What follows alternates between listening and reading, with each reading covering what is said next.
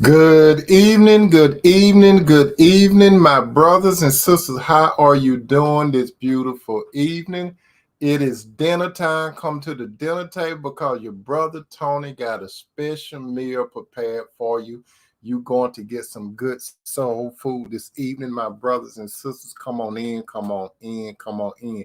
You know I deliver it to you very, very hot, so come on in. Invite some more family members and some friends to the dinner table, my brothers and sisters, because this is going to be very nutritional to your soul. If this is your first time looking at this broadcast or being at the dinner table, allow me to introduce myself. My name is Tony M. Toomer, and I speak on relationships. I believe strongly when it comes to a relationship, my brother and sister, that it takes the man, the woman, and God as a vital part of the relationship. God is the most vital part and the foundation of a relationship. That's where I basically come from. Now, if this is your first time at the dinner table and you sitting down, I would like for you to know that I believe strongly of the account of relationship when God had a unique relationship with the man Adam. Secondly, he had a unique relationship with the woman Eve. Thirdly, he represented the woman to the man Adam. And in the presence of God, Adam said, bone of my bone, flesh of my flesh, I shall call a woman. So that's the type of relationship that I serve up to you at the dinner table. How you doing, King Jashawn? How you doing? How you doing, brother? How you doing, Abundant 369? Come on into the dinner table, my brother and sister. Invite some more the family members and some friends, because at the dinner table, you know, everything, the cup run over at the dinner table. So invite some more people and friends, because everyone needs a piece of this good soul food, okay? And like I said, those of you that don't believe in the concept or what I just said from the account in Genesis, when God had the man Adam and Eve and he in the midst, if you have another type of relationship you could do, you have a free will. You do whatever you choose to do. But if you get some of the good soul food, you'll know exactly what I'm talking about from God's point of view. With that said, we finna talk about what's on the menu tonight. So what's on the menu tonight? It's good, it's good, it's good. On the menu tonight, how does God reveal the right man to a woman? Again, how does God reveal the right man to a woman? Now listen to this, my brother and sister. A woman should always remember not to never go looking for a man, because God will bring her to the right man in his time, meaning the Lord's time. The right man will be a particular man that is spiritual. The man is spiritual. When God is in it, it's a spiritual man. At the dinner table tonight, this is what we're discussing. How does God reveal the right man to a woman? Now let's go to the dictionary and see what the word reveals mean. The word reveals is defined, my brother and sister, as made previously unknown or secret information known to others. So that's what reveal means. Check it out again. Previously unknown or secret information that is known to others. So what happened? The woman, she does not know who this man is. As a matter of fact, the man doesn't know who the woman is initially. So think about it. This is a hand-picked couple by God. God handpicked the man to find the woman, and he handpicked the woman to be found of the man. So God is always in the matchmaking business when it comes to his sons and his daughters, and it does not have nothing to do with incest.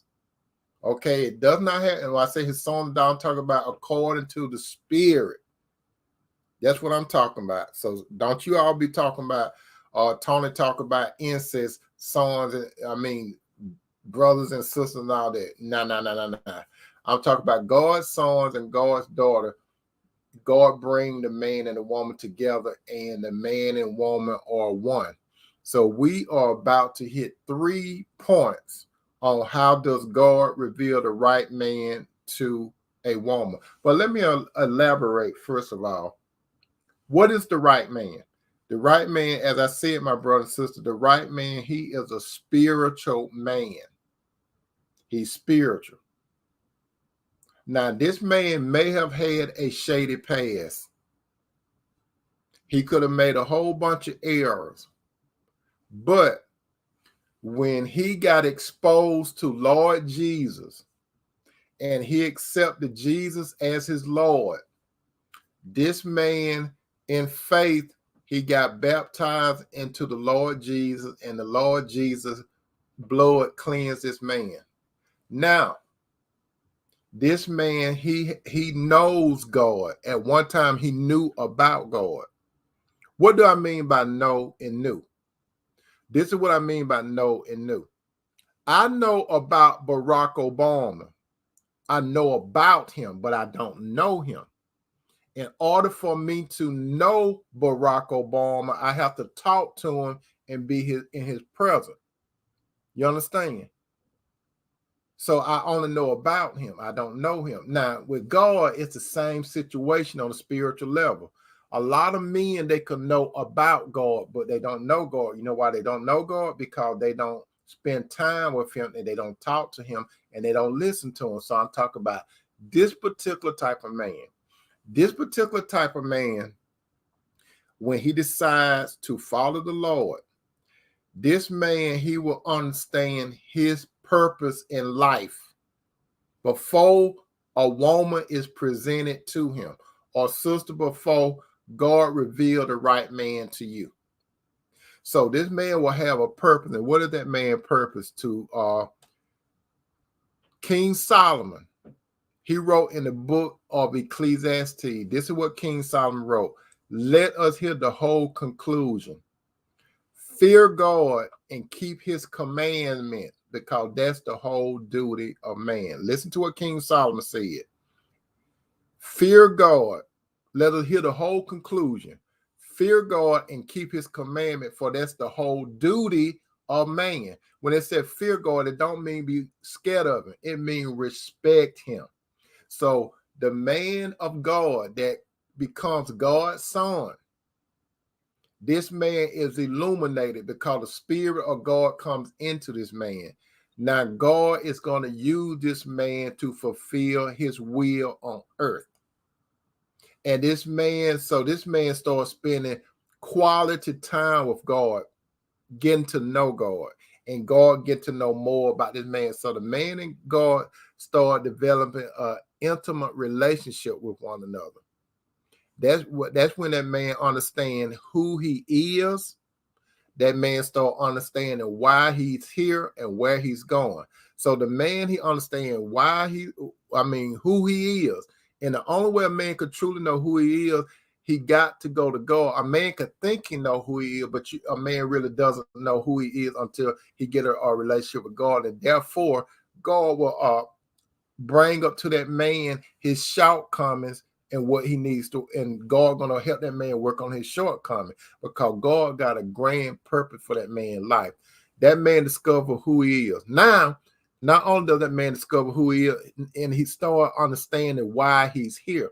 He's here for a purpose. God gave that man a purpose, and God gave that man a gift to carry out.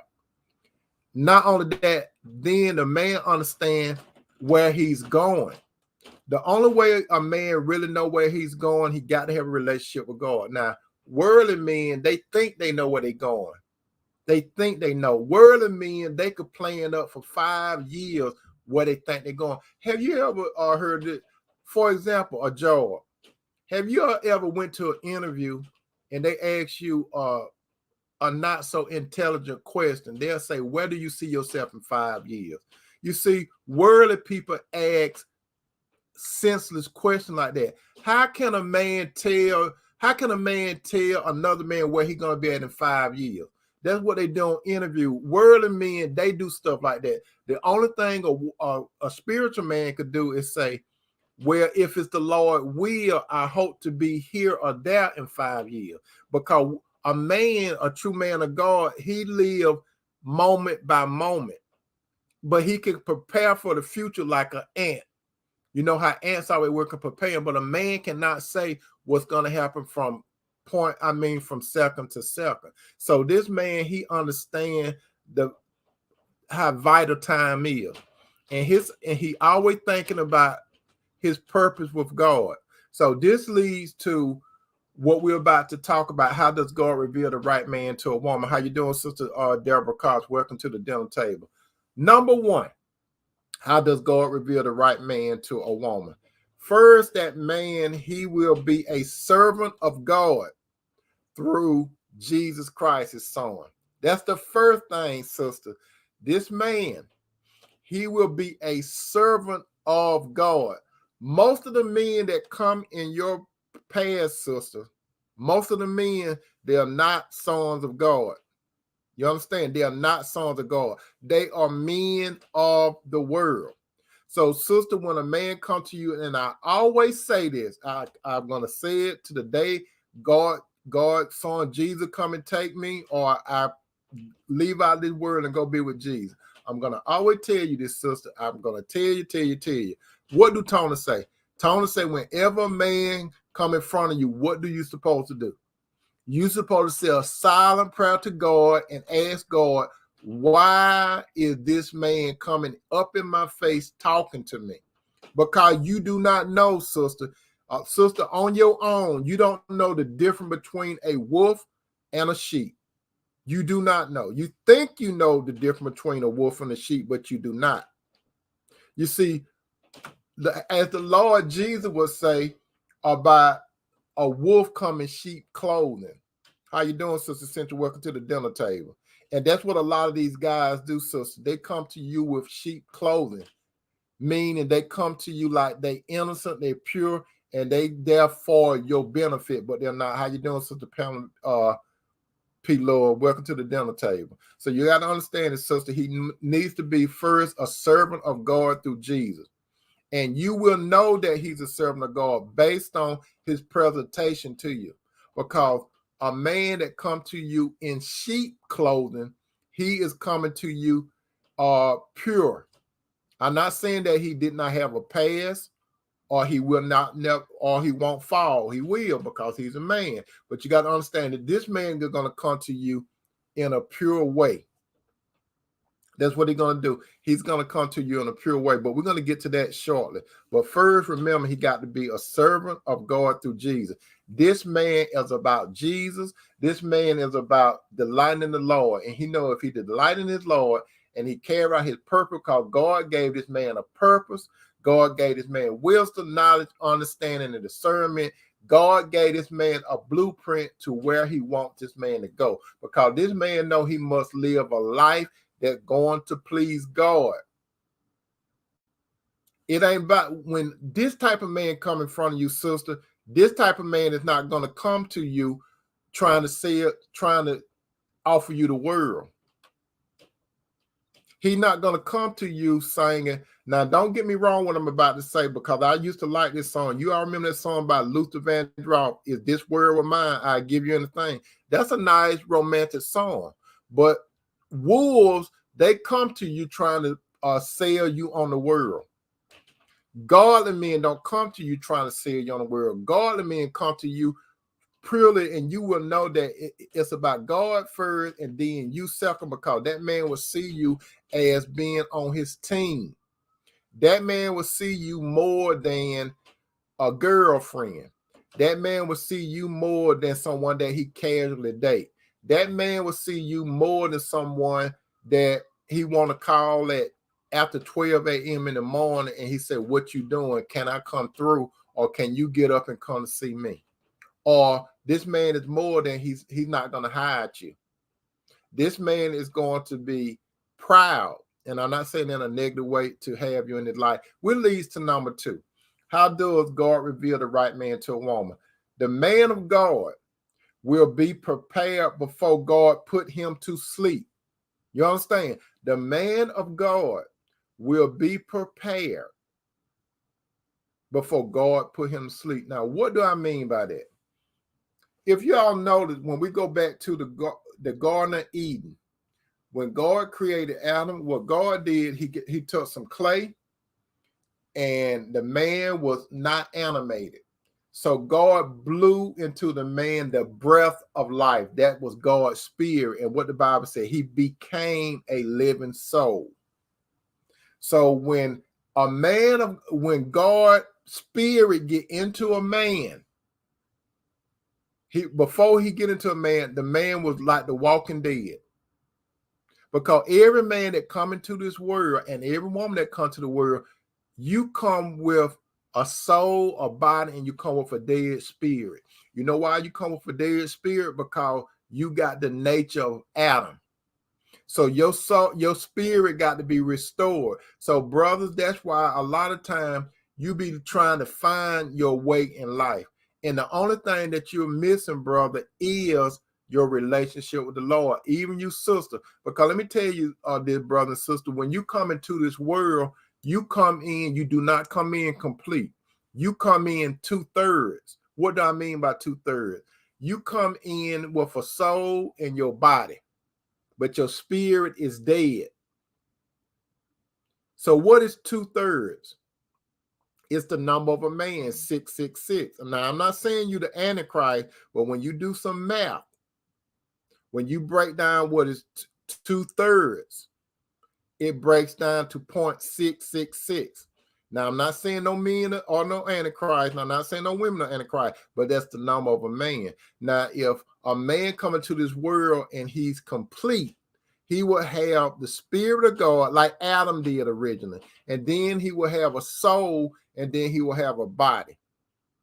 So his spirit becomes alive when God get into this man. And when God get into this man, get what God gonna do? God gonna place that man somewhere. So any man that God get into his life, God gonna place that man where he want him to be. In Adam's case, God placed Adam in the Garden of Eden. Why did God place Adam in the Garden of Eden? Do you all understand what Eden mean? That means that's kind of mean in the presence of God. So Adam had the benefit of being in the presence of God, and the Garden of Eden was Adam's home. That man will have somewhere to live. Listen to me, sister. That man will have somewhere to live.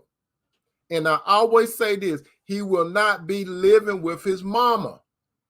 That umbilical cord will be cut. He will not be living with his mama. He will not be living with other men. He won't be living in no boarding house. He won't be living with his buddies. Another crucial thing that this man will not be doing, he will not be living with a woman. You understand? He will not be living with a woman. He will not be in a serious and committed, and especially a covenant relationship with another woman. Listen to me, sister. He will not be living in his mama's house. Meaning, I could see if a man may be living with his mama because his mama's sick and he's taking care of her. I could see something like that. But why would a grown man be still living with his mama? It is ridiculous. Why would a man live? I can understand if a man loses his job and he may have to go live with his mama. I can understand it. But if a man loses his job or perils come in that man's life, he's still supposed to be prepared to get out on his own. Because the real mama, she would do like a mother eagle. You know what a mother eagle does? This is what a mother eagle does. When a mother eagle is building a nest, before the chicks are born, the mother will build a nest, and you know it's twigs and stuff, right? So what the mother eagle would do? The mother eagle will put some feathers and some soft material at the bottom of the the nest. Why is she doing that? Because she wants it to be a little comfortable for her offspring. So when the mother eagle lays some eggs in that nest, the little eaglets, they come out, right? So at one time, the eagle, they're comfortable because mother made it comfortable for them. But it's going to come a day when the mother eagle going to start moving some of that soft stuff at the from the bottom of that nest. You know why the mother eagle start moving that soft stuff, and those little bitties start, they start stepping on those sharp point or twigs in there. Because the mother, she is making it uncomfortable for little junior then. Because she wants to prepare her eaglets to fly. So what does a mother eagle do? One day, the mother eagle put them on the edge of the nest, and she nourished them, and they fall. Why does the mother eagle one day she put them at the end of the nest and push them off? She does that because she's trying to get them prepared to fly. So what the mother eagle does, a few times she will push them off the net, and she will catch them before they hit the ground. So what she's doing, she is preparing them to live on their own. So it's going to be one day, and this is what you call tough love. The mother eagle, it's going to be one day, little junior better fly this day. Mother eagle is not going to say, I'm going to catch you every time. This is tough love. And some of you sisters, you need to understand it when it comes to your sons. You need to show your sons some tough love. You can't bail them out all the time. Your sons got to learn how to fly. So when little junior, this one particular day, she pushed little junior. And so little junior, he used to fly, and he used to mama come rescuing him. But this one day, he noticed that he keep dropping and dropping and dropping and dropping. And his mother still at the nest looking down at him. And then little junior said, I better do something now. I got to fly. I got to fly. That's what I'm talking about. So sister, why would you be with a man that's still in his mama's house? That man needs to learn how to fly. His mama still got that umbilical cord to him, and he's in the nest. So you do not, sister, the right man is not for you when he's in his mother's house. And I'm going to tell you this too. If a man like Adam had a place to live. And not only did Adam have a place to live, guess what? That's right, Sister Cynthia. I tell mine, fly like an eagle soar. That's right. Let me tell you, not only did God put Adam somewhere to stay, God did something. What did God do after that? Sister, you need to understand this. After God had Adam somewhere to stay, he had something for Adam to do. What did Adam have? Adam had a job. What type of job? He was tilting the ground. God don't like lazy men. Adam had a job. God gave Adam a job before he ever thought about a woman. His job was to tilt the garden, to take care of the garden. So now God had the man somewhere to stay, and he had the man a job. So sisters, when this man, he has to be prepared. He needs to have somewhere to stay on his own. And he needs to be able to survive on his own with God's help. So that means that man needs to have his own business where he could create money, or he need to work somewhere for somebody else. Because the Bible say clearly, if a man doesn't work, he doesn't eat.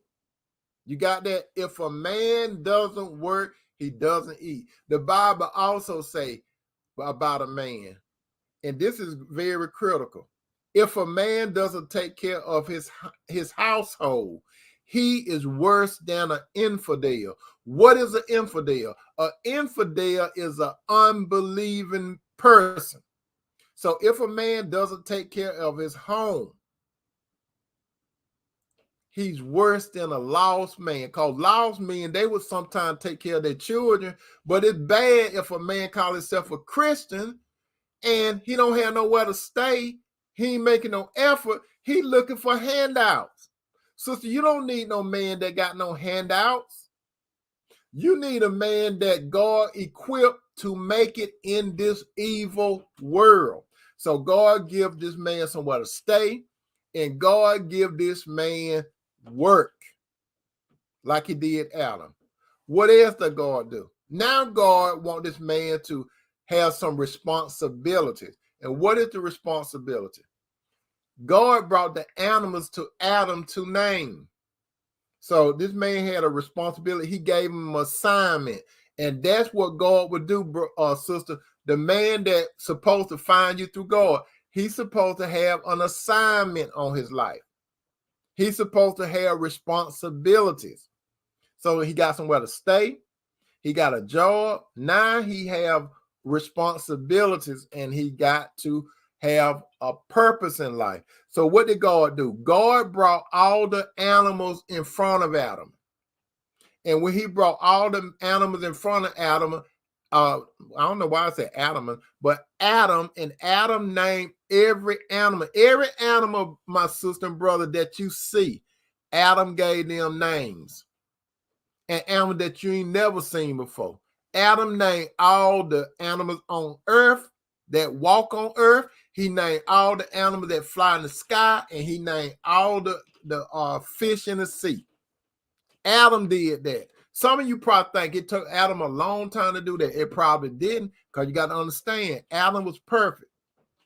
Because God said this. God said, we are going to create man in our likeness and image. So if God created Adam in our likeness and image, Adam was if you want to say Superman, Adam was like a Superman. Adam could do stuff that we can't do. There's a possibility, my brother and sister. Adam was so perfect in good standing with the Lord. It's possible that if Adam wanted to, Adam probably could have walked on water if he wanted to. Because you got to understand what type of man Adam was before he fell. Adam could have probably, if he wanted to fly, he probably could have flied if he thought about it. We don't know what Adam's capacity was, because he was made in God's image and likeness. So he was prepared spiritually. He was more prepared spiritually than he was in the flesh, but Adam was a 100% man.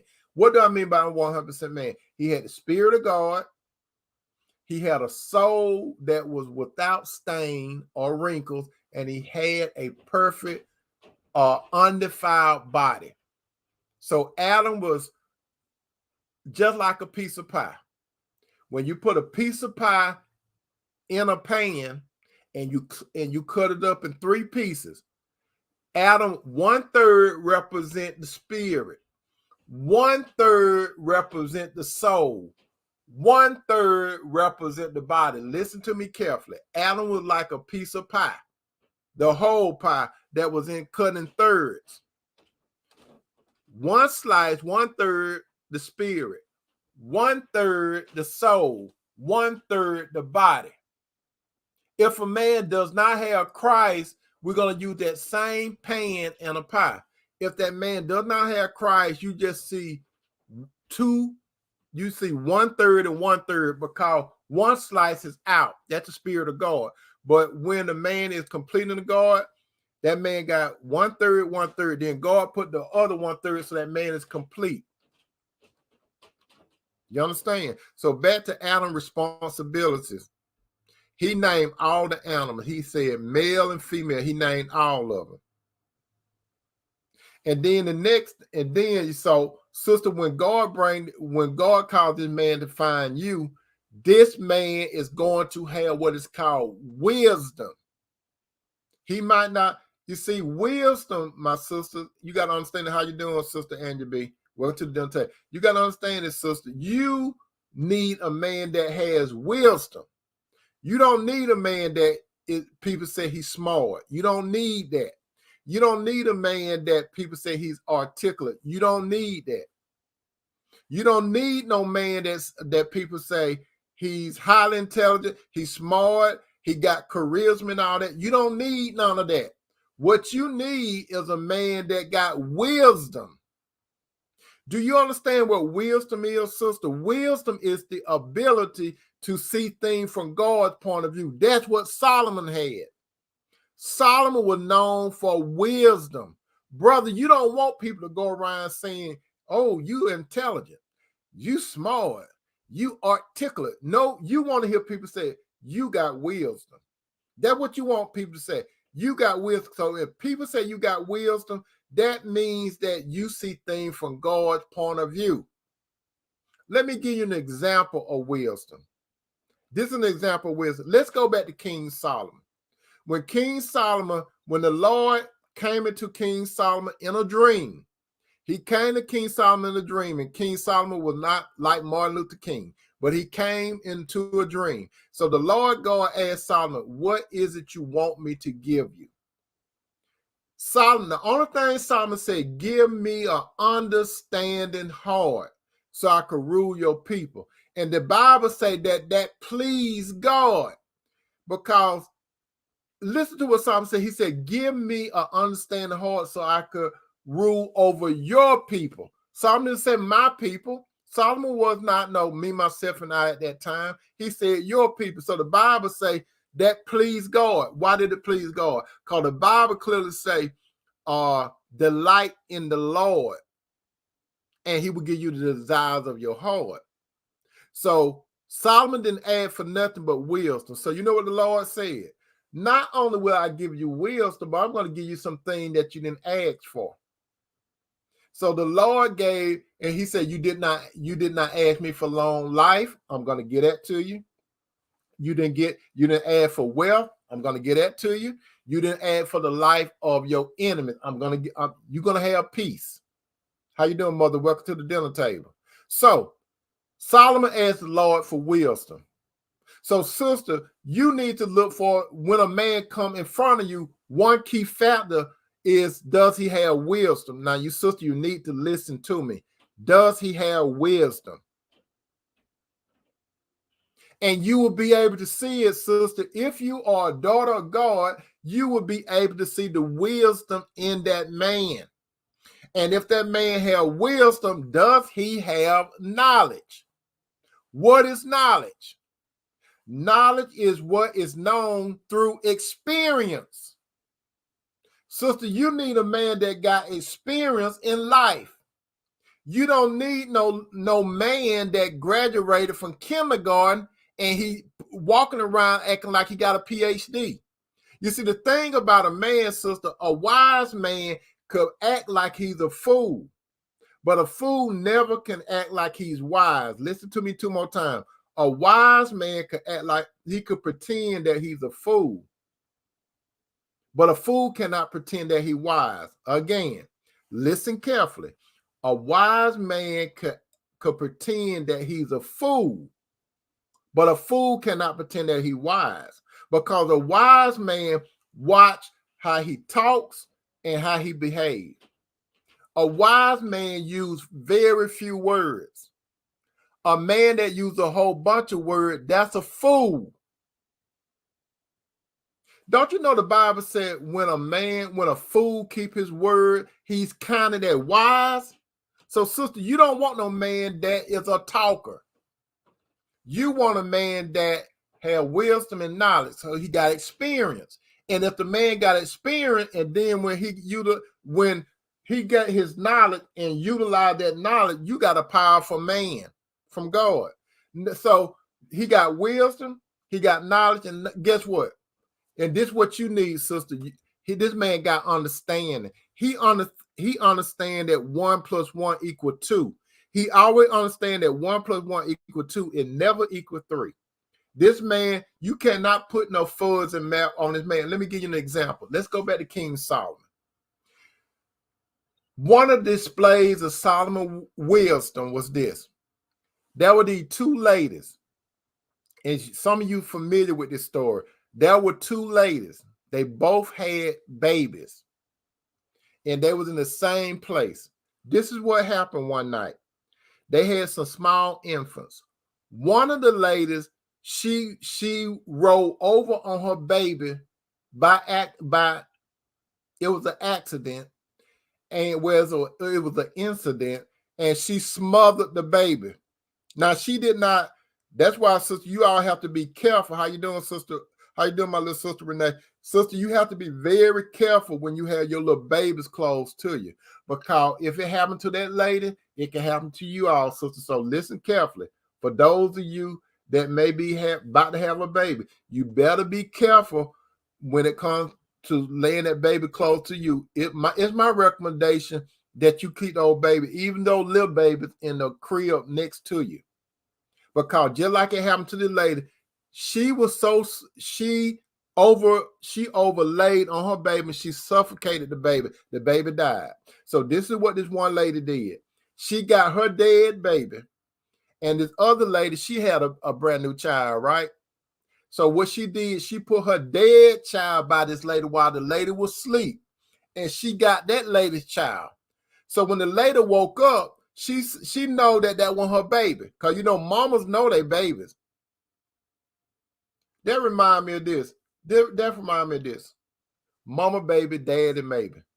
Check that out. Mama's baby, daddy maybe. Mama know they baby, but I better leave that alone. I'm gonna leave that alone. But anyway, the lady woke up and she knew that was not her child, and she seen her child.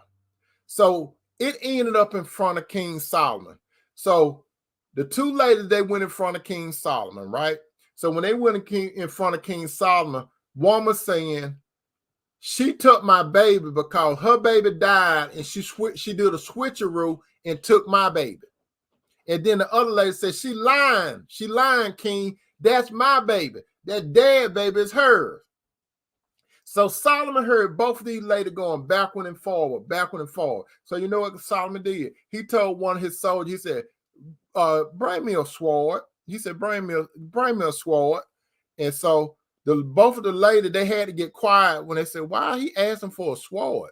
And you know what Solomon told his soldier? He said, I want you to do this. I want you to split that baby down half, give her one half, and give her the other half. And then Solomon got quiet. You could hear crickets in the council.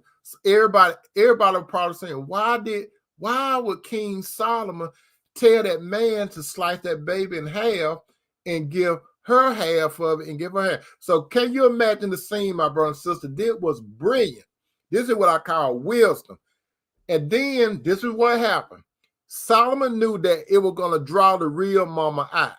So the lady who baby died, she agreed with it. She said, yeah, I get half of the baby and you get half.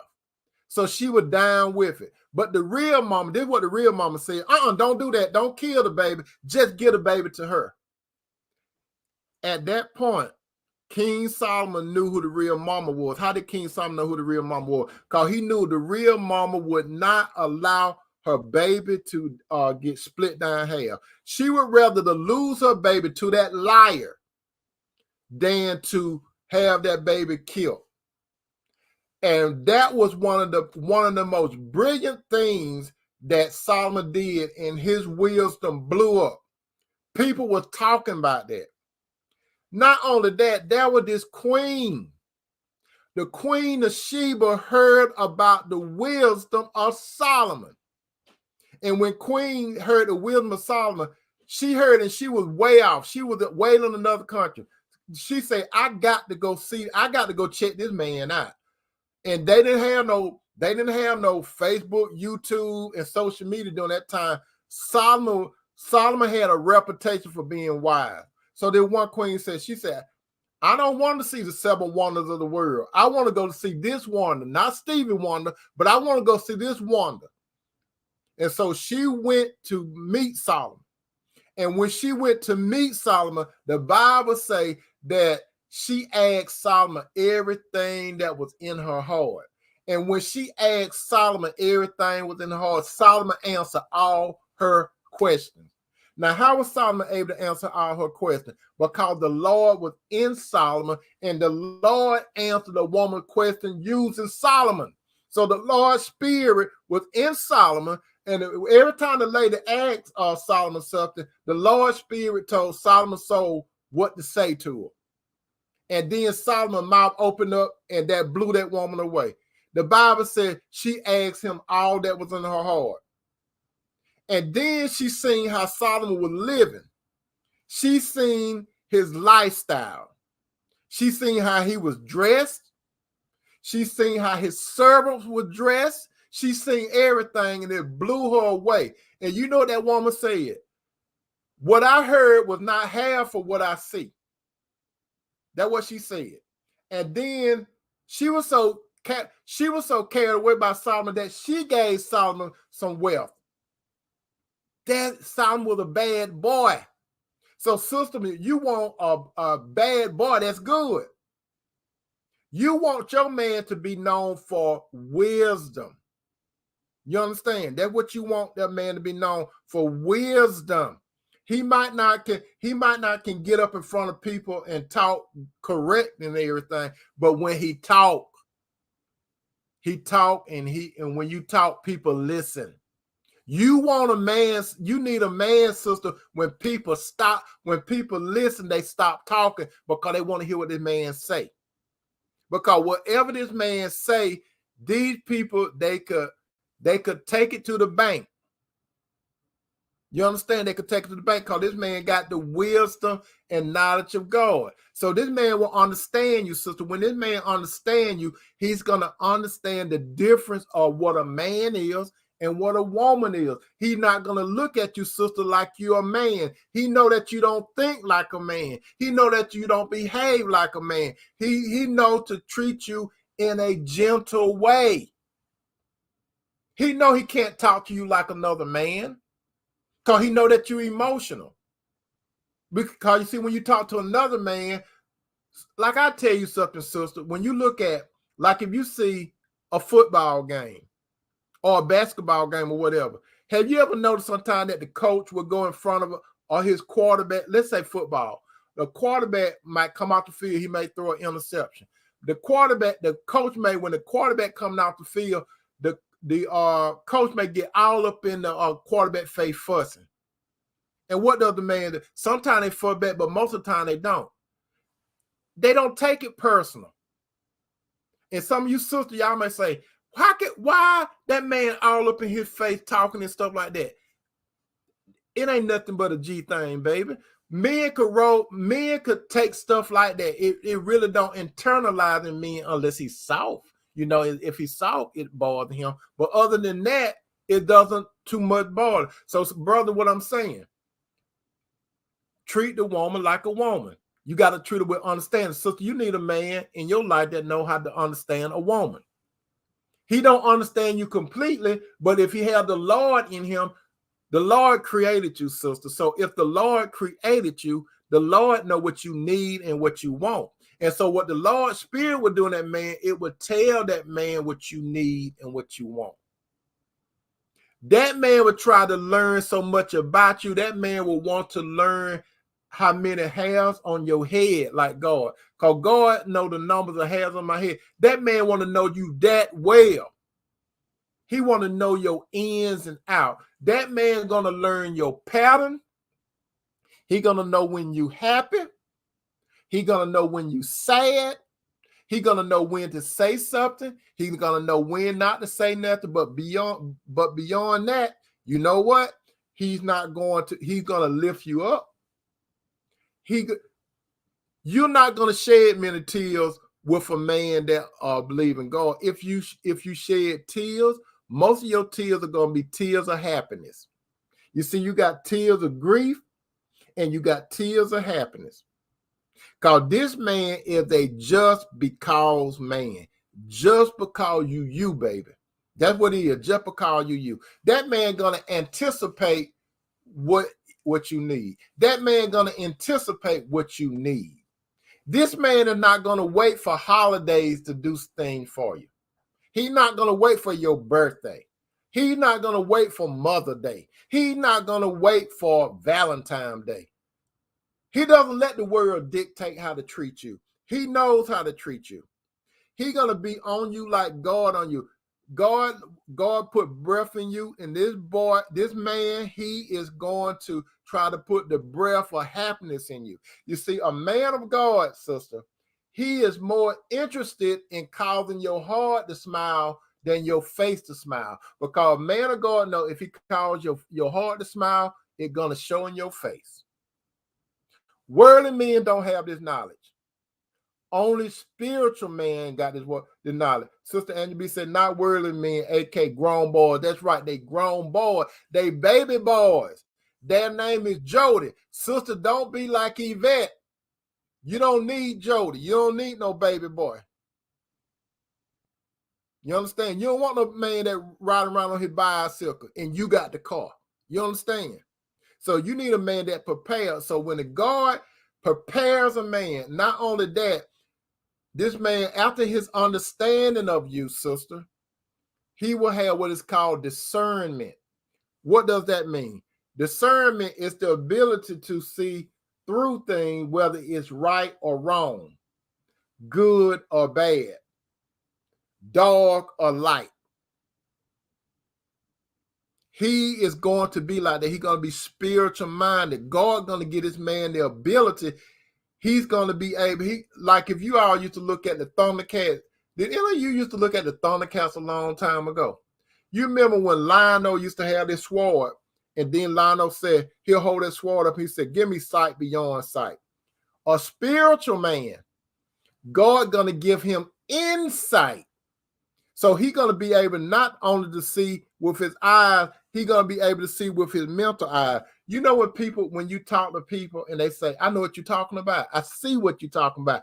That when you're talking to them, when they say, I see what you're talking about, that means they're not looking at they're not using their eye. They're talking about what's up here.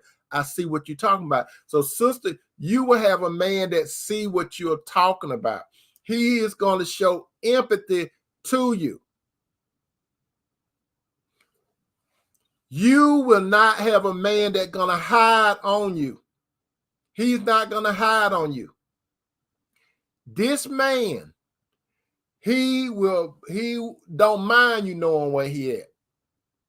You ain't got to worry about this man going ghost on you. You ain't got to worry about this man playing head games with you. You ain't got to worry about this man treating you like you're a yo-yo. Your last name ain't Duncan. Your last name ain't Duncan. So he's not going to use you like a yo-yo, throw you out, pull you back in, throw you out, pull you back in, and then he's going to do some tricks to make you walk the dog and all that. He look at you. You're not a yo-yo to him. You're not a plaything. You are not a material. You're not just a woman that he going to look at. She ain't good but for one thing. That's to lay on her back. She ain't good for one thing but to cook. She ain't good but one thing but to clean up. You know how a lot of worldly men do it. They're not going to hardly tell you that. You know what worldly men look for? Worldly men, this is what worldly men look for. I want a woman that could cook. I want a woman that could clean up. I want a woman that could work me out good in the bedroom, and I want a woman that shut up, give me some shut up in this. So that's how worldly men would think. How good she is when she lay down on her back? Can she cook like my mama cook? Can she clean up? I don't want no roaches in my house. And can she shut up? How you doing, Sister Tiara? Welcome to the dinner table. That's how worldly men do it. Spiritual man doesn't do that, right? Spiritual man look at a woman like, okay, I see a godly woman. This woman is going to help me advance the Lord's kingdom. That's what he first look at the woman. How is she going to help me to advance the Lord's kingdom? That's how worldly men look at it. Then a worldly man, because that's the spiritual thing he's looking at. Is she saved? That's another thing where godly man look. Is she saved? If she not saved, I can't do nothing with her. Because I can't save her. She need to be saved when I see her. Or she needs to be open to God real quick, because I need a woman that's going to be on my team. That's how God I want a woman that's going to be on my team. Because I got something to do. How you doing, Sister Brian? I got work to the dinner table. I got something to do. And I need this woman. She's supposed to be, is this woman a help me? I need a help me. I don't need no lazy person. I don't need no woman that looking for me to do everything. When Adam got Eve, he wasn't looking for Eve to just sit down on a log and file her fingernails all day and be in front of the wall and looking down, looking at herself like she on Facebook or something.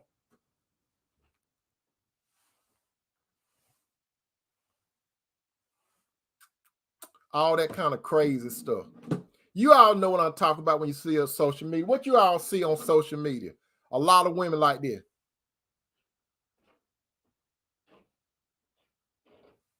And they don't be saying nothing, right? Then you all know what they do after that, right? What they do, they be in the bathroom, right? You can see it, right? They'll be in the bathroom, they'll have a camera up, right?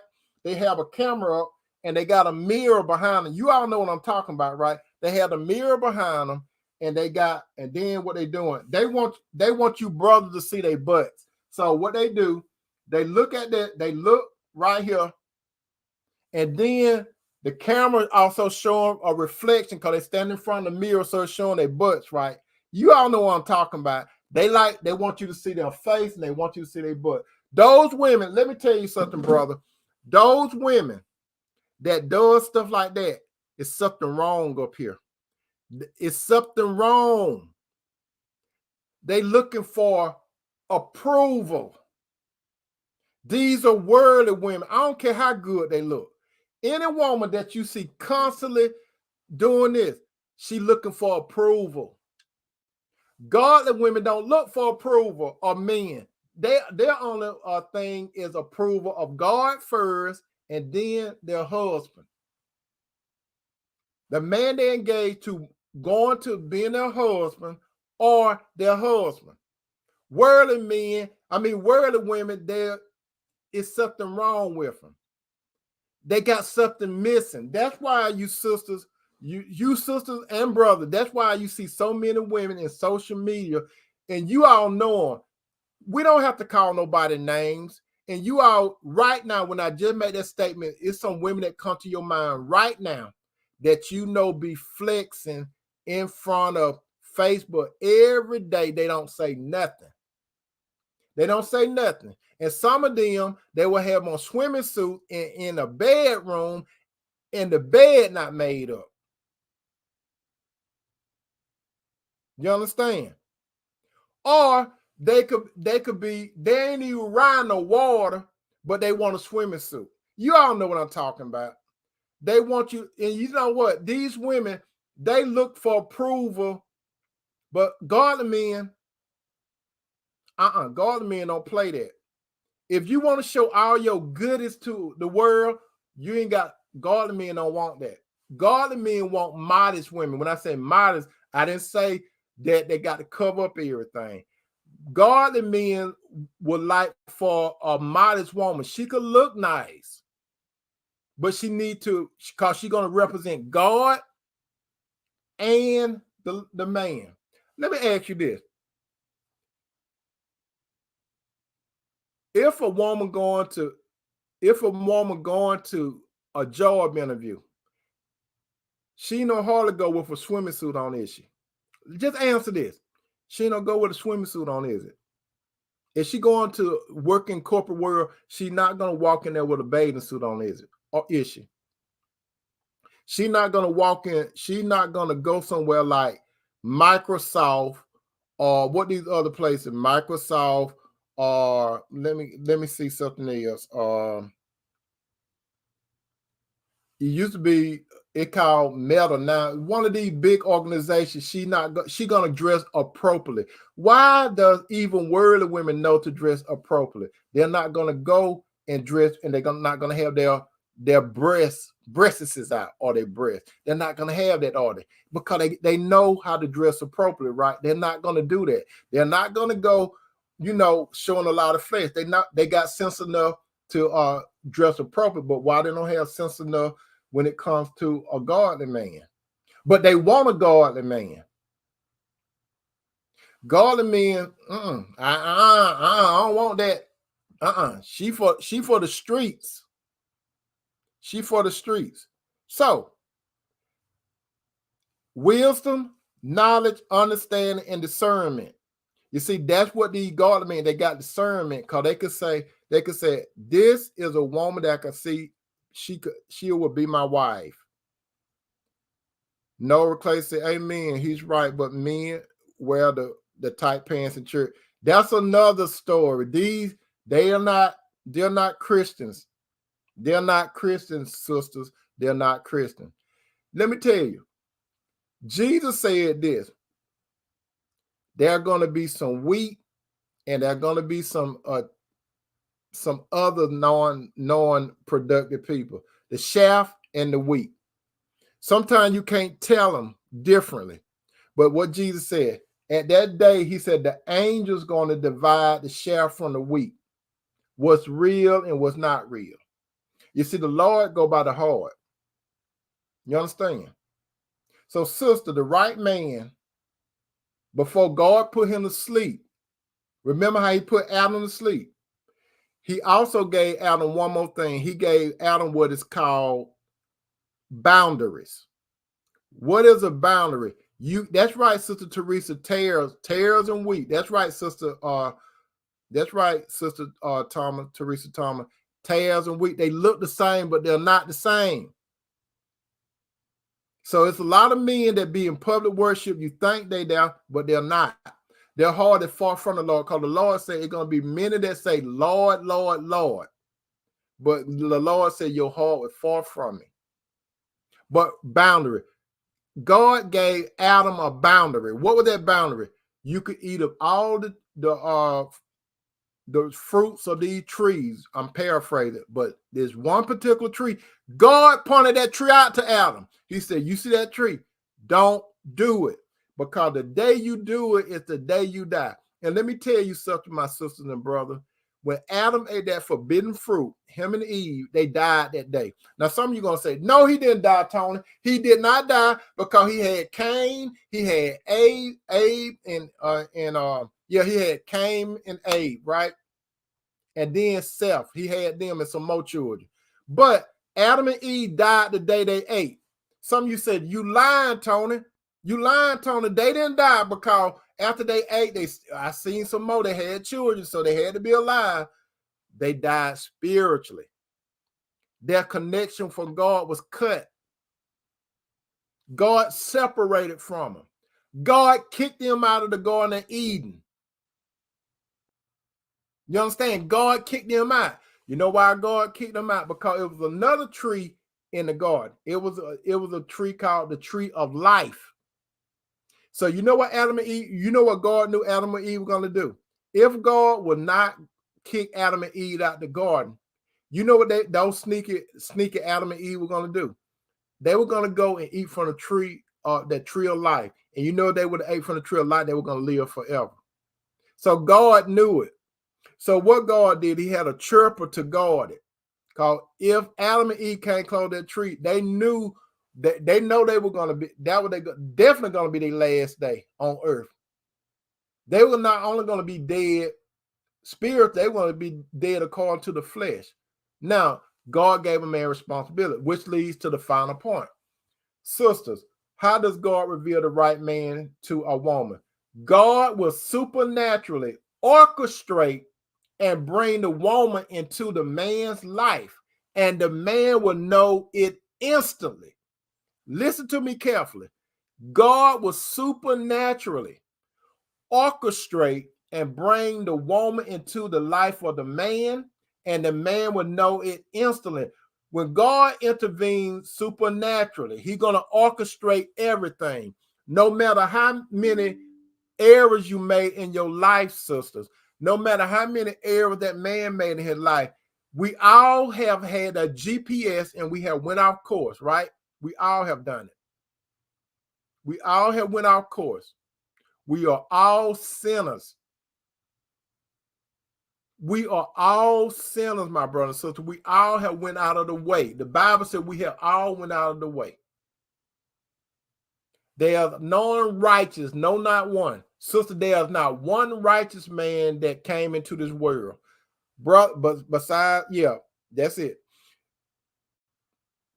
And brother, there's not one righteous woman that came into this world. In order to be righteous, You, brother, and you, sister, you got to get into Christ so Christ's blood could wash you. So whatever happened prior to what you mean Christ's blood wash everything.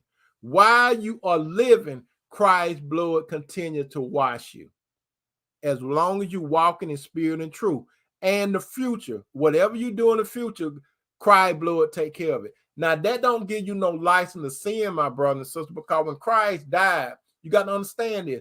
Christ died before you came into the world. Listen to it. Christ died for people that was on earth before he came. Christ died for people that was on earth when he was walking around for 33 years. Christ died for people that were going to come in the future, which are you and me. We came in the future. We all are responsible for Christ dying on there. Even before we came, we were guilty of putting Jesus on the cross. So Jesus' blood cleansed all our sin. The Bible said all sin. That means past, present, and future. Let me tell you something, my sister and brother. And listen to me careful. Some of you walking around, you're guilty. You feeling guilty because you did something wrong against God. You feeling guilty. But brothers and sisters, when you tell God what you have done wrong to disappoint him, God gonna forgive you. The next thing you got to do, sister and brother, you got to forgive yourself. You got to learn in my brother and sister, Christ died for all our sins. Now, this is not no license to go sin and stuff, but you got to understand, some of you walking around, you feeling guilty because you did something wrong. Some of you believe, some of you are in torment right now because some of you are trying to keep the 10 commandments. And if you do anything wrong, you think you're going to bust hell wide open. There are some of you brothers and sisters right now, you so scared because you're trying to keep the 10 commandments. The 10 commandments, my brother and sister, was part of the law. What was the purpose of the 10 commandments? The purpose of the 10 commandments was to point out what sin was. But just because a man and woman tried to keep the 10 commandments, if you break one of them, you sin all. This is just an example that I always give. Say, for example, the 10 commandments represent a chain. You know what a chain is? A chain have loops, right? Let's say it was 10 loops. Let's say that the top loop connected to heaven. Let's say the bottom loop, you holding the 10th loop. And the first loop is connected to heaven. These represent the 10 commandments. You got 10 loops. The top one, the number one, is connected to heaven. You holding on to the 10th link. And and then hell up on your feet, my brother and sister. Picture this, okay? Hell up on your feet, and you hold on to the 10th link. How many links does it take for you to bust hell wide open? Answer that question. How many links? It's 10 links. One link connected to heaven, the first link. You holding on to the 10th link, and hell is on your feet. How many links does it take to break for you to bust hell wide open? Answer that. Dog, I forgot my water. Answer that. It don't take but one link to break for you to bust hell wide open. Sister Teresa said, shall we continue in sin that grace may abound? God forbid. That's right, Sister Teresa. You see, sister and brother, you got to understand there when it comes to a man and woman. We are up under grace. When Jesus came, that's right, Sister Teresa, don't take but one link to break. When Jesus came to fulfill the law and the prophets. When Jesus died on the cross, before he died on the cross, you got to understand it. At the Last Supper, Jesus told his disciples, he said, this is a new covenant. What does covenant mean? It means contract. It means agreement. You got the Old Testament and the New Testament. A testament is a will. It's just like this, my brother and sister. If you go to your lawyer office tomorrow and you draw up a will, if you die that day, they're going to go by that will. But if you go to your lawyer office tomorrow, and then the day after that, you go back to your lawyer office and you say, I want a new will. The lawyer drop your new will. What's going to happen to that first one?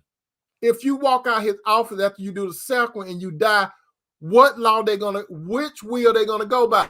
They're gonna go by the second one, the newest one. The old one is gone. That's what Jesus did. Jesus came and he fulfilled the Old Testament, the law.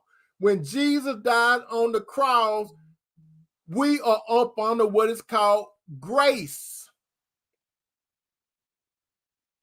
We don't deserve it.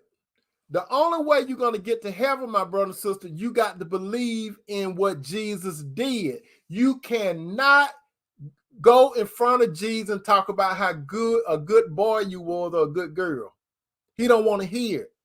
The only way you're going to get to heaven and be with God, Father, and Jesus, you got to believe in what Jesus did, what we could not do. So some of you, brothers and sisters, I'm telling you tonight, stop walking around feeling guilty because of something you have done. Jesus took care of it all. Your past sins, your present sins, and your future sin. There is not no license to go sin. You do what is right because based on what Jesus have done. Now, let me get back on the topic.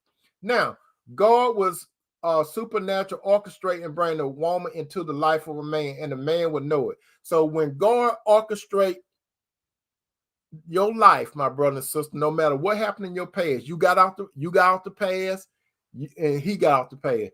So, sister, when God is ready to bring the right man to find you, well, cause the right man to find you, you are going to be wife ready.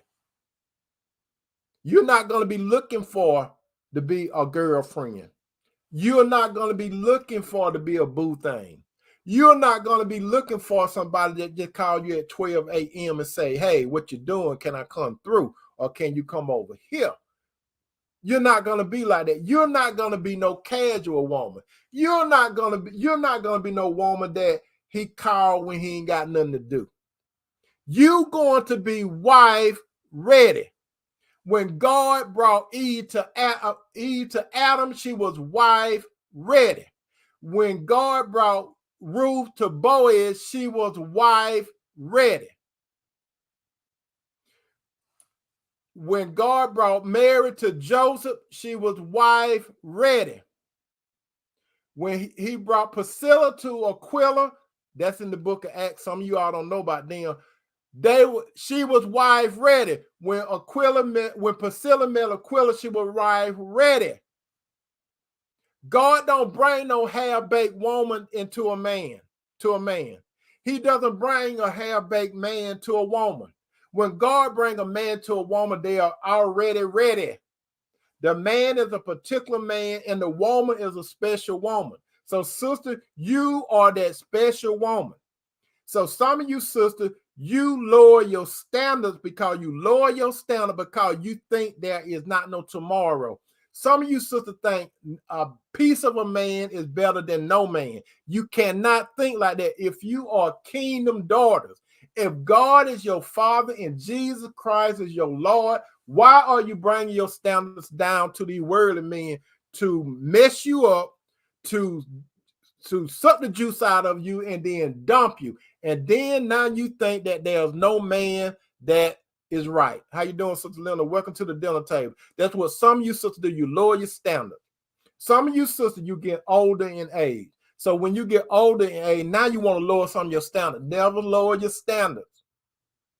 God could cause the right man to find you, but you got to understand it, sister. It's in his time, not your time. That was some of you sisters need to understand. Now, when God called Adam to go to sleep, Adam was ready. He was completely ready. So what God do? God stepped to the side and he created a woman. The woman being Eve, Miss Adam. Eve, Adam. He created Eve. So when God created Eve, don't you know that he had a conversation with Eve? You think he just created Eve and then didn't say nothing, brought it out. No, he had a one-on-one conversation with Eve. Now the Bible don't say nothing, but we know he talked to Eve before she met Adam. Adam didn't know nothing about her. She probably knew a little about Adam than Adam knew about her. Because Adam was asleep. Gotta understand, Adam was asleep. But Adam had what? He had somewhere to stay. The Garden of Eden. He had a job. He cultivated the ground. He had duties and responsibilities. He named the animals. And then he had a boundary. So he was complete. And not only that, the top thing, Adam had a one-on-one relationship with God. He was a God man before he was introduced to a woman. And sister, brother, when a God bring the right woman to you, she is going to be a God woman. She's going to be ready. God do not bring a girlfriend to you, brothers. He don't bring girlfriends to you. God bring a woman that is wife ready. So, brother, if you're not ready for a woman that's wife ready, don't even deal with these women. Why you want to string them along? Why you want to string them along? You know good and well you don't want them. So, brother, that's for the world men. We expect for the world men to do women like that. We expect that. But not no godly man. We don't expect for godly man to act like worldly man. Carnal Christian men might do that, but you're not carnal, brother. You got the Spirit of the Lord in you. So when God supernaturally orchestrate for the man and woman to meet, they are both ready. And the key thing is, I said, God was supernaturally, that means he intervenes and he orchestrated, he bring the life circumstance together and he bring the woman into the life of the man. See, God is doing all the work. See, it just don't happen. It's not no accident. It's not no coincidence. It does not just happen. God knew this before you were born, brother and sister. He knew that he was going to bring you all together. Now, some of you want to be smart and say, well, what about them to get a divorce? What about that, Tony? You got all the answer, Tony. Why don't you answer that? What about the people that get a divorce? You mean to tell me that God brought the right man and the right woman together, but they got a divorce? God didn't bring them together, Tony. So what you talking about, Tony? Make me realize what you're talking about. God brought Adam and Eve together, and they was perfect. But you see, Adam and Eve had what is called a free will. God does not make robots. God's intention was for when he bring a man and woman together for them to be together, but God does not make a man and woman stay together. That's what a lot of you brothers and sisters don't realize. He doesn't make you stay together, but he orchestrates for you to stay together. And the only way a man and a woman are going to stay together, they got to build their house on the Lord Jesus. So when a house is built, my brother and sister, you got two foundations. You got the rock, which represents Jesus, or you got that sand that represents the world and Satan. What are you going to build your home on? Are you going to build it on the rock, or are you going to build it on sand? When the storms of light hit, when the tornadoes come, when this wind come, when the fire come and it burn down the house, how are you going to build it? If you on the beach, if your house is on the beach, if a house is on the beach, we already know that the tide's going to come in, right? Do you want a foundation so when the house come down, you could either build it back, or do you want to build on sand? Think, brother, think. Sister Angie B said, I am divorced 24 years, but ex was unequally yoked. That kind of stuff happen. It does happen, my brother. So you know why? I have been in an unequally yoked relationship, and I'm telling you why I've been in an unequally yoked relationship, because I did it Tony's way. I didn't do it God's way. I rebelled against God. I rebelled against God many times. I rebelled against God so many times. And God looked down on me and he said, when is Tony going to stop being a prodigal son? When is Tony going to get out the pig pen? When is Tony going to stop letting those fleas get on him because they dogging him out. Why Tony gonna do that? When Tony gonna get his sense? When is Tony? Are you brothers gonna come get out of the pig pen? Sister, when are you going to stop letting the fleas get on you from being dogged out? When? God is waiting for you, brother and sister, to return home. When you return home to God, before you get home, God is going to meet you just like he did the prodigal son. When the prodigal son came out of the pig pen, he got tired. He started thinking about home. He said, I'm going to go. I'm going to admit to my father that I've been a fool. Because the Spinners had a song out years ago. It take a fool to learn that love don't learn nobody. You see, you all thought that the Spinners came up with that. The prodigal son said, it ain't in the Bible though, but the prodigal son said, I've been a fool. I done spent up everything I had with these women. They looked at me as an ATM machine. They got all my money. I was getting the honey. They got all my money, and all my money gone. I had these guys that walking around me. They were around me too because I was buying all the wine and everything. That's what these guys said. So when I lost my money and I couldn't do it, but the guys, they left me, and the women left me. I thought that they loved me. They didn't love me. They loved what I had. Even my guy friend, they loved what I had. And the women, my guy friend, they said, when you get it together, brother, if it's anything you need, brother, let me know. And then when I reached out to them, crickets.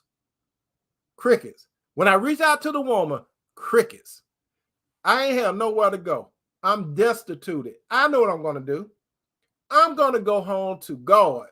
I walk. And before I get there, God say, there he go.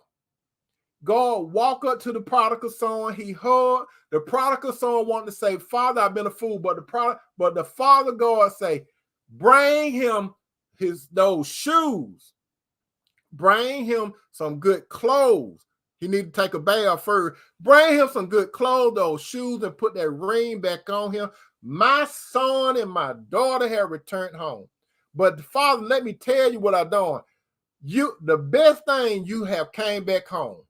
Everything is going to be all right. I'm telling you, my brother and sister, when you go to God, everything is going to be all right. Even in this world of tribulation, Jesus said, in this world you will have tribulation, but I have overcome the world. Jesus knows, brothers. He knows, sisters, that you're going to have tribulation. Even in relationship, you're going to have tribulation. So any man or any woman that God puts together, you're going to have tribulation. You're going to get pissed off at each other. You may cry a few tears. You may do this, you may do that. But guess what? Who's the captain of the ship? It's a relationship. Who is the captain of the ship? Jesus. Even if you go on a cruise, my brother and sister, you thinking about getting to Jamaica. You think about getting on a ship, getting to the Jamaica, wherever you want to go. Let's just say Jamaica. You go down there, you get on a ship on a good sunny day. You ain't seen the captain. You get on the ship, you looking forward to the journey, right? So you get on the ship and you on your way. You're not on the Minto with Gilligan Captain. What I mean, you're not Gilligan, the captain, Ginger Mayran, professor. Did I leave anybody out? In the house. You're not on the Minnow. You on this ship. You on the Jesus ship. So you setting out on the ocean. It's a beautiful day. Then while it's a beautiful day, some storms happen. You still safe. Because guess who driving the ship? Jesus. And those of you that have been on cruise, you know about this event. They got this thing that called the captain's dinner, right? So that's when you meet the captain. The captain come down from the bridge and you meet the captain. You in your Sunday best, right? That's how Jesus is. Jesus come in. The storm is out there, but the dinner's still going on. You still eating that good food. You understand, my brother and sister? That's right, Sister Angie B. You're not on Gilligan Island. And guess what, my brother and sister? You on Jesus' ship, which is called the Ark. You're not on the Titanic. You see, most people, they want to get on the Titanic. That was the ship that was not supposed to sink, right? It was supposed to be foolproof. But what brought the Titanic down? What brought the Titanic down? An iceberg. They miscalculated. You see, they seen a little part of it out, but what they didn't see what was on the water. That what messed them up. What's the difference between the Titanic and the Ark? What's the difference? The Ark didn't sink. Now that's foolproof. The Ark did not sink, but the Titanic did. Most relationships that you see, they look good because they on the Titanic, right? You want to be on the Ark, my brothers. You want to be on the Ark, my sister, with the right person. It won't sink because guess what? The Lord going to close the door. When the Lord closed the door, no man can open. And when the Lord opened the door, no man can close. So brother and sister, when God brings you together, it's supernaturally. The woman is wife ready. The man is a particular man. He's a spiritual man. The woman is a spiritual woman. And the man will know it instantly. That's right. I said it. The man would know it instantly. The man would see in his mind, I could see her being my wife. You know why? Because the Lord put in that man's heart, she is my wife. That's what the Lord put in the man. She is my wife. The Lord will let the man know. I'm telling you, my brother. I'm telling you. Lord will let you know. And sister, if you don't know, you better know. Like Biggie say, if you don't know, you better know. He knows. He knows. So are you wife ready, sister? Answer that. Are you wife ready? If you are wife ready, God will cause the right man to find you in his time, not the man's time, but in the Lord's time. Don't be impatient, sister. Don't be impatient. If you single sister, if you dealing with a man right now and something in you saying something ain't right with him, I've been with him all these years, something ain't right. That's the Lord's spirit talking to you. It ain't right. You see, sister, when you with the right man, you're going to have peace. You're not going to have no doubts. You won't even have to ask the man, do you love me? Do you love me? You won't say, well, if you love me, you would do this. If you didn't love me, you wouldn't do that. You would be like Halle Berry telling Eddie Murphy, love should have brought you home last night. You don't know about love. You remember when Halle Berry told Eddie Murphy? Look, when Eddie Murphy said, I love you. And then what did Halle Berry say? Love should have brought you home last night. So, sister, did Lord bring him home? If Lord brought him home, he would be serious, he will commit, and he will say, I do. With that said, my brother and sister, I thank you for coming to the dinner table. I hope that you enjoyed this meal because your brother Tony likes serving it up. He loves serving up the good soul food. And when he loves serving the good soul food, take some of the food home. I don't want to throw it away. This is some good food. Go ahead and get that carry-away plate. Take the food to some more family members, some friends, those of you that are on the book, like, share, and make your comment. Those of you that are on the tube, if you're not subscribed, hit that subscribe button, hit that notification button, and make your comment. I love you, brother. I love you, sister. Your brother, Tony. Enjoy the dinner. So be back. I'm going to serve some more, Lord willing. Remember, I said, Lord willing. I love you, brother. I love you, sister. Peace out. Well, before I go, King Sean say, I needed it. Thank you. I took some note. Can't wait till the next dinner. Amen. Thank you, brother. Thank you, brother. Thank you, sisters. You all have a good night, okay? Peace out. I love all of you all, okay? Really do. Amen.